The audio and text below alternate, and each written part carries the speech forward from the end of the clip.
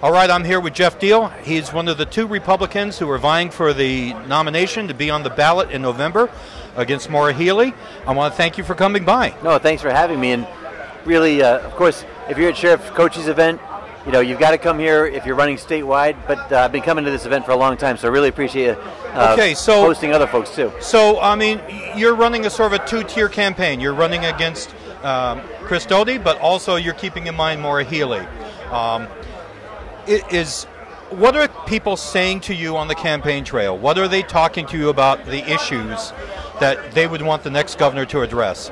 You know, I actually announced my campaign about a year ago, July 4th of 2021, so I've got about a year plus going into this campaign. But in 2018, I ran for U.S. Senate against Elizabeth Warren. I had a chance to really go across the state in a way I'd never had it been before. And I guess I should amend that. In 2014, I led the repeal of the indexing of our state's gas tax. Right. So that was an economic issue that really was important to the people of the state. To be honest with you, 2018, it was, economics were still a part of this, but now after the pandemic, I think the economy is still forefront on people's minds. The fact that inflation obviously is starting to hit them, the cost of food. I was just at City Jake's before, and the problem with them is that the cost of food for them is going up triple the cost for eggs, and they have to pass that cost on to the consumer. So, you know, right now, just to feed your family, it costs more in the state. So economy is still a big issue. I think the other thing that talking to people about was the vaccine mandates. A lot of people were afraid their kids were going to be forced to get the vaccine when it's still untested. A lot of state workers who were either fired or took a retirement early because of that felt that that wasn't right. So on day one, I want to rehire those workers back to their state jobs. And I think the last thing too is related to that, law enforcement. A lot of state police were fired, but law enforcement in general, the whole defund the police, which thankfully seem to be coming out of that whole getting rid of qualified immunity. But it's hard right now to recruit people in law enforcement, even in corrections officers.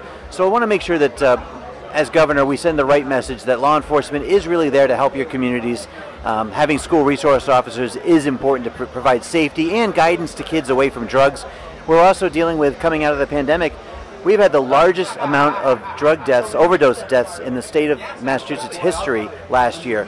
So we're going backwards on addiction and opioid overdoses, and I got to make sure that we focus on that. So there's a lot of things that go into that. I think a strong economy helps lead people, out of that. They're working, they're happier, they feel more confident. I think that's what the biggest message right now is. Okay, so I'm going to ask you some regional equity issues, sir. Sure. Because you're out here in the hinterlands. Don't tell me we're talking East-West Rail now, are we? That could Which be I part believe of it. in. Okay, well we'll start there. So you support the idea of East-West commuter rail then? Yeah, my wife and I met in New York City on a blind date. The reason I'm telling you this is we didn't own a car, either of us, and for years we got around on public transportation. I totally think that a strong network of public transportation around our state is one of the keys to also helping alleviate the housing issues, because the cost of housing, no matter where you are, not just Boston, but I mean Lenox, all these towns where you had the mills, the paper mills, right?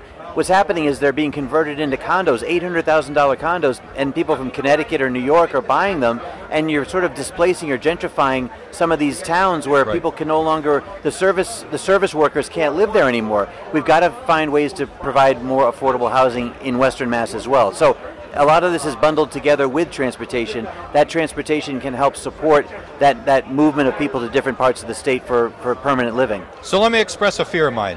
Here's my fear. All of the attention that's being placed on the MBTA. I mean, you have two lines of the MBTA closed right now.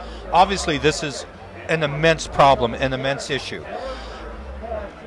I'm concerned that that's going to take the legislative attention away from things like East-West Rail. I mean, I know that we've got the money in the budget for a study, and we're heading in that direction, but it does worry me because the problems with the MBTA are considerable. This is not... You're not wrong to have that concern, because again, back in 2014, when the state tried to tie our gas tax to inflation, what they were doing was a lot of the money from the gas tax was being siphoned off, pardon the pun, to the MBTA to fix up the problems they were, the deferred maintenance issues they were having there. They kept kicking the can down the road.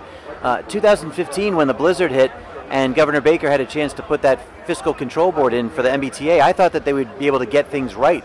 But unfortunately, they ended up making bad decisions, like choosing that Chinese company to build the red line and orange line cars. They came in with the wrong wheel sizes. They came in late for delivery. So we've been making bad decisions for the T. That should not affect people in Western Massachusetts with the transportation needs that we have out here. So I've got to make sure I'll be a governor beyond the 495 interests that always seem to suck those resources into the city, because I actually live, down outside of, down in the suburban areas. My wife and I live in the town of Whitman. We're small business owners. I ran for the state legislature in 2010 because I felt that our current state rep, who is the vice chair of education, wasn't giving us enough resources for our schools down in the towns I live in. I made my case and I won that race. So, again, in 2014, I made the case that the gas tax increase was never going to really help people outside 495, and we won that issue as well. So I guess the longer point is this. Yeah, I'm going to stay committed to keeping that eye well beyond central Massachusetts into Western Massachusetts. This is a vital area out here.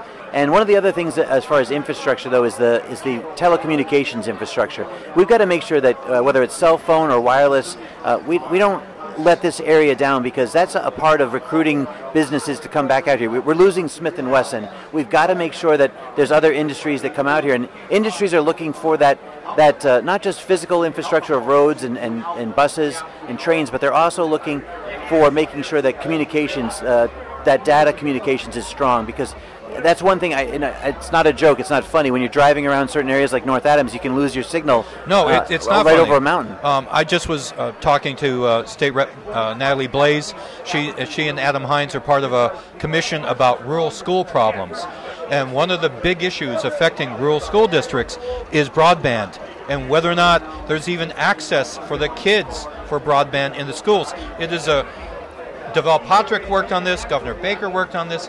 So really, we're looking for the next administration to really try to close up this loophole in terms of infrastructure, because it is an infrastructure issue. It is. It really is. It's the communications infrastructure. But what's really sad, again, the pandemic really exposed how poorly our state was, ready to handle a pandemic where people were home, being educated remotely or working remotely. And again, in Western Massachusetts, you don't necessarily have that option to work remotely if your area doesn't have consistent data broadband, right? So it's definitely something that's overdue to be worked on.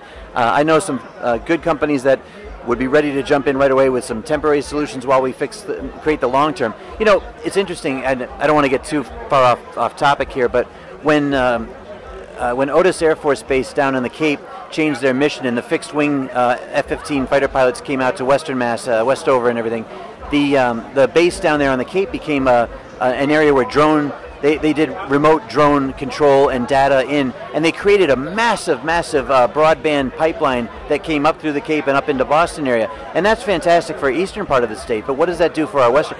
Data communications now is just as much a part of our national defense strategy as anything else. So I think our congressional partners should also help work with us to see if we can make those military bases sort of hubs for that those data terminals as well. I think there's ways to get this done that can take existing resources available and convert it. But as far as funds, I just want to add this one last thing, and that is the state collected over $5 billion in unexpected tax revenue this year. They certainly have the revenue available to make the investments in transportation or communications out here in Western Massachusetts. They can't just pretend that they don't have the money and they need to always spend on the T. They have the revenue to go across the entire state. Wait a minute. Shouldn't I be getting a check right now, sir? You should be. Shouldn't Steve Carey be getting a check? Shouldn't you be getting a check? Well, we were overtaxed, absolutely. I want to say that whole... Well, let's just ignore this 1986 law that the legislature back then put in. The legislature had their chance to return some money to us, or at least alleviate the problem with the gas being so high, and they chose not to do it even right at the end of session. So, yeah, we should be getting a check in the mail now already. But the good news is, I think, because of that 86 ballot question law, there will be a trigger to get us some revenue back. All right. Thank you so much, sir. Really appreciate you taking the time. Thanks. And by the way, if people want to know more about me, they can go to my website, geoffdiehl.com, which is GeoffDiehl.com. So thanks so much for the time. Excellent. Appreciate it. Thank you, sir. You bet. Take care.